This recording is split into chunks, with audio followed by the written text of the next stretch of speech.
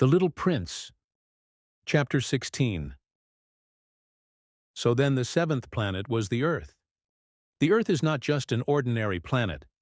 One can count there 111 kings, 7,000 geographers, 900,000 businessmen, 7,500,000 tipplers, 311,000 conceited men, that is to say, about 2,000 grown-ups.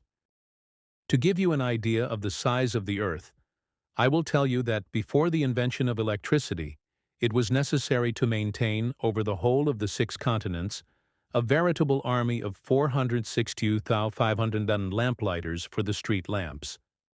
Seen from a slight distance, that would make a splendid spectacle. The movements of this army would be regulated like those of the ballet in the opera. First would come the turn of the lamplighters of New Zealand and Australia. Having set their lamps alight, these would go off to sleep. Next, the lamplighters of China and Siberia would enter for their steps in the dance, and then they too would be waved back into the wings. After that would come the turn of the lamplighters of Russia and the Indies, then those of Africa and Europe, then those of South America, then those of North America, and never would they make a mistake in the order of their entry upon the stage. It would be magnificent.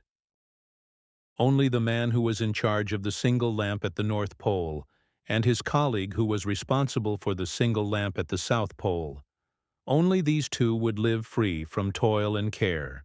They would be busy twice a year.